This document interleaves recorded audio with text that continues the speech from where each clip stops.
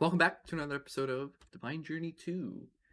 In the last episode, we got access to Chapter 14, which was Abyssal Craft, and we set up both this charging station for the actual book to get PE, and we also set up this little ritual area for rituals, and performing a few rituals got us access to the gateway key, which allowed us to open this portal to the Abyssal Wastelands. And using a couple items from the Abyssal Wastelands, we got access to the Transmutator. And in between episodes, as promised, I set up this huge Empower wall for all the different empowered goodies and such, and also for Elevadium. And if I actually go behind here, so the way this works is there's a bunch of level limiters here for all the different actually Editions crystals, and they're all off right now since all the buffers are full. But basically, if one of these turns on when the buffers get low, these two interfaces here, whatever color turns on corresponds to what item will get extracted. And these two interfaces contain all the raw materials for the center. These are all the materials before they get empowered, which will eventually go into the center part of the empowers. And then for all the other items, there's just these four interfaces here supplying all the other items for that.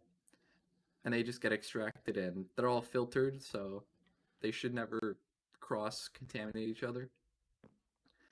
But back to the center items, if one of these were to turn on for any reason, they would extract their respective color and go into the precision dropper down here. And once it detects an item down here from this RF Tools sensor, it'll turn on the Empowerer. And then once the item gets empowered, it'll get picked up by the range collector and go into the drawer controller up there.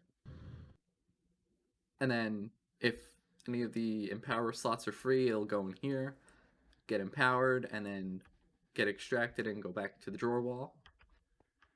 And then for crystal bundles, it's a bit different because you have to empower first and then atomic reconstruct. So I have it set up for empowered crystal bundles here. And the regular crystal bundles will get just automatically extracted no matter what and get put into the bottom one down there. And then once it gets empowered, it'll get extracted, go into the drawer, and then have a redstone upgrade on that drawer down there, and that'll detect how full it is. And if it's full like it is right now, the signal will travel all the way around and turn off this torch, which if this torch is on, then that means it'll start extracting the empowered crystal bundles and put them into the dropper down there, which will turn it into Elevadium, and then it'll get put into the drawer. But since the Elevadium drawer is full right now, the signal is long enough to be able to turn the torch off and stop the extraction. But yeah, I also added a bunch of compactors and alloy smelters because we're missing a bunch of resources like the crystal bundles I had to buffer, some gears I had to buffer, and like bricks I had to buffer. So those are all set up now. And yeah, we now have automated Elevadium. Also, in the Void world, I made this spawning platform a lot bigger so that they can't escape and such. And also over here, I moved our meat and pink slime production over here. And it's just the same setup, just it's a 9x9 now instead of a 7x7. So the first thing I want to set up today is a quantum ring, which will let us wirelessly access our AE dimension from whatever two dimensions they're set up in. And to actually do that, we need one of these singularities, which you get from matter condensing 256,000 of an item. So, and you need a 64K storage component for that slot. So basically, you just have to feed this 256,000 items, and then you'll get one singularity. So to link up the two quantum links, we need to explode a singularity and ender dust together, and that'll actually link the two. It'll give us two singularities that are linked. Like that. And now we have two quantum entangled singularities. We also need 2 quantum link chambers. We also need 16 quantum rings. So to set up the quantum ring, it's basically, as the name entails, a ring of the quantum rings basically go on the outside, and then the actual link chamber goes on the inside. And then it'll form the multi-block, and then to actually link the two together, one singularity goes in one side, and then the other singularity will go on down the other side. And then the last thing we have to do is just connect it up with some cable.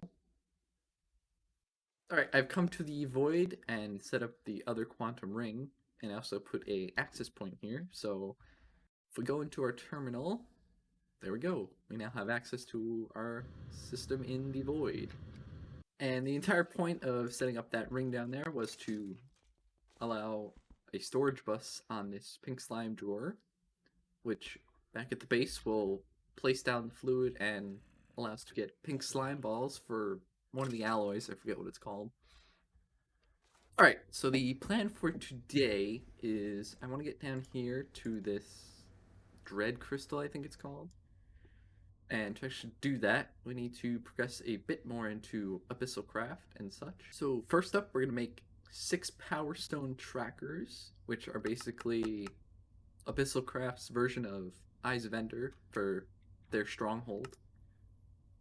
So if we actually come to the wastelands and throw one of these trackers, I'm going to follow these real quick, and I'll come back when it leads me to the structure. Alright, I think I'm right on top of it, as if I throw it, it goes right down. So I should just have to mine down, and it should be directly below us.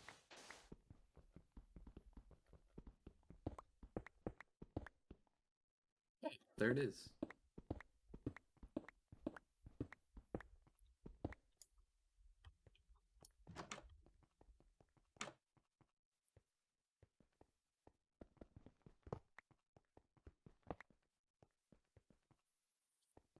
Alright, I finally found our little thing we're looking for. And to actually mine this power stone, we need a harvest level of 5, which is why I made the refined Corallian pickaxe.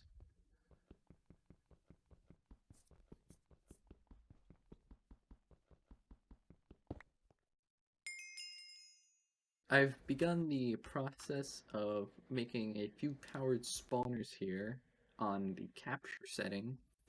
And what this does, basically, if you give it an empty soul vial, it'll make a new soul vial with the specified entity. And this one's for Enderman, for the weather crystals, for the powered spawner. So I'm going to do this for zombies as well as bats. And in theory, that should help make powered spawners a lot more easy to craft. Alright, and the reason I wanted to make powered spawners auto-craftable is for, I've added one of them, and it's for the shadow monsters, since they drop the shadow gems and fragments and such, and we already need a bit of them, so it's nice to just have them auto-spawn and get killed and collect the drops easier. Alright, the reason we needed all those shadow gems and such is for the next item in progression, which is the Staff of Rending, which takes a bunch of these Shards of Oblivion and a bunch of these steaming Restonia crystals as well. Alright, after a little crafting, here's our Staff of Rending. Alright, so next up we need these Abyssal Wasteland Essences, and the only way you get that is basically just go up to a mob, and if you hold right click, it'll start charging the staff, and once you get to 100, it'll actually give you one of these essences. So I'm just gonna run around and hold right click for a bit, I guess, and I'll be back.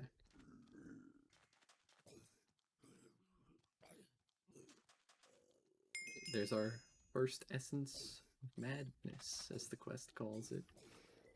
Using the Abyssal Wasteland essence, we can make some skin of the Abyssal Wasteland. Next up, we need a few corallium plates.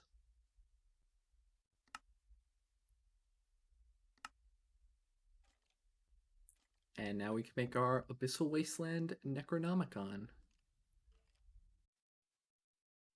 Now that we have our next book in the series, we can also upgrade our Rending Wand to the next tier. But to actually do that, we need to perform the ritual in the Wastelands rather than the Overworld. And we actually have to use Abyssal Cobblestone for the base. So if we shift right click, there's our little altar. And if we just fill in all the slots,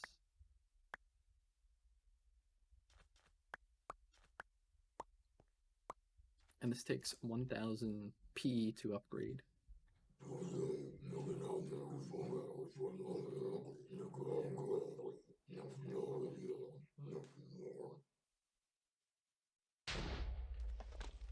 And there's our next Rending Wand. Next up, we need to fight Azura the Fallen to get the Eye of the Abyss. And to actually summon this boss, it's a little Abyssal Craft ritual, which takes a full transmutation gem, some Corallium Plagued Flesh, and 2 liquid Corallium tanks, and also Ender Core, and also 10,000 PE.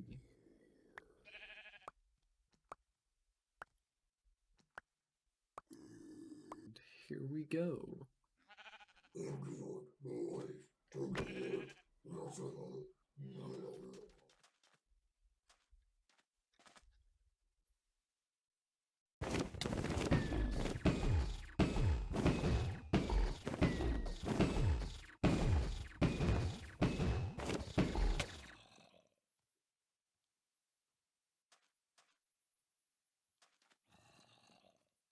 Alright, there is our Eye of the Abyss. And now we just combine some Eden Chunks, Shards of Oblivion, Eden Souls, the Power Stone, the Eye of the Abyss, and the Eden Hearts together to get the portal frames for the next dimension. Right, now that we're in Wildwood, which is this dimension, yeah, we more or less have to do the same thing we did in Eden. Just this time we're looking for Wildwood chunks and Feather of the Wildwoods. So I'm gonna kill a couple mobs and come back.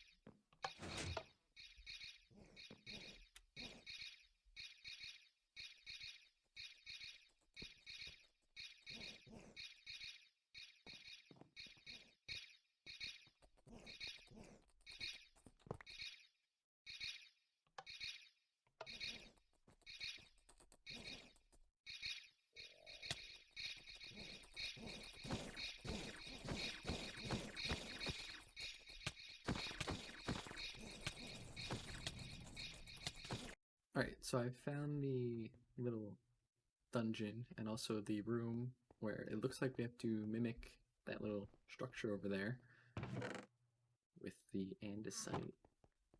So I'm gonna try it and hopefully I get it right on the first try. Alright, I think I copied the structure right, so let's see.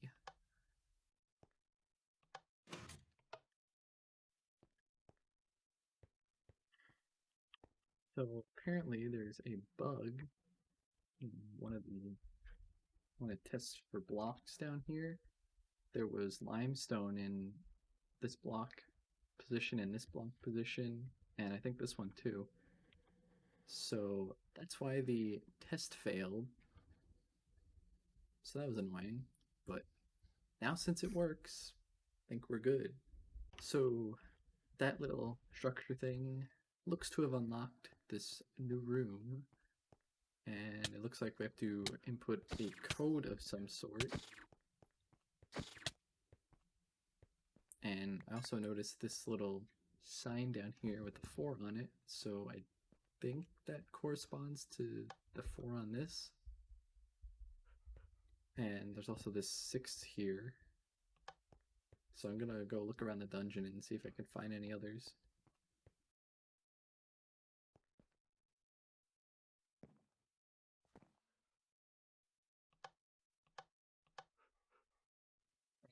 Cleared all them out, so let's summon the boss.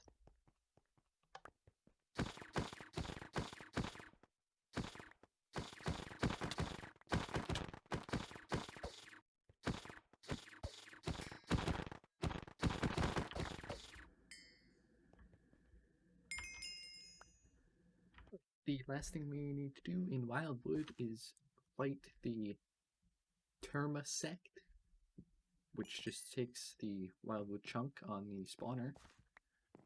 And I think it's above, yeah.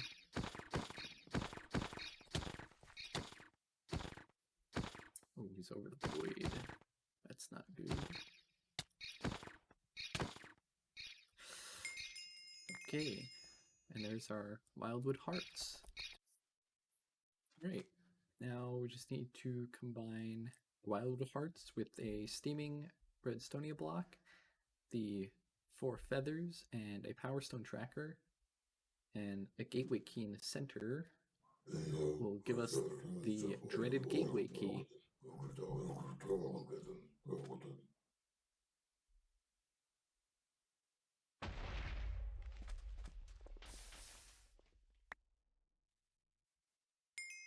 Alright, now that we're in the dreaded wastelands, we need to look for some dreadium guards, which will drop the shards of Abyssal, and eventually we'll get dreadium from that. And I'm also going to try and see if I can soul vial one of them to get a powered spawner up nice and early. So yeah, I'll be back when I do that, or when I find one. We also need some Dreadlands essence, which will put our Staff of Rending to good use. And look at that, there's our Dreadguard. Alright, I've set up our little Dreadguard spawner here, and we're now spawning some Dreadguards and getting a whole bunch of dreaded shards of Abyssal. Alright, and using our transmutator that we made last episode, we just take the shards and convert them into the ingots.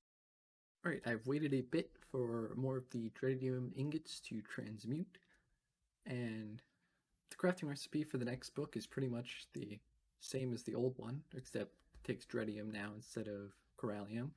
So here's our Dreadlands Necronomicon. Now that we have access to our Dreadlands book, we can also upgrade our staff one more time.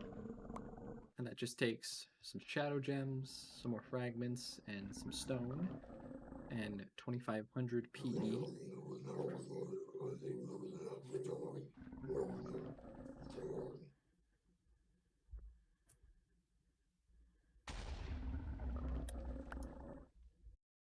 Alright, the final item we need from this chapter is the Dread Crystal, which takes the Oblivion Catalyst, 4 blocks of Dreadium, and 4 steaming Restonia crystal blocks, and 20,000 PE.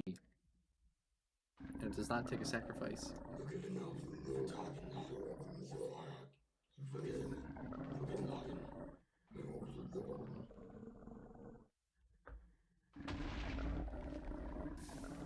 And there we go, there's our Dread Crystal.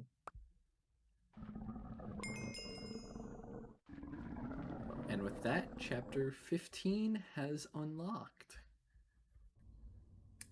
But with that, I think I'm going to call it here for this episode. Next time we'll get into chapter 15, which is both blood magic and evilcraft. And it looks like we get the QED at the end, or the Endercrafter, I think it's called in this version. So yeah, thanks for watching.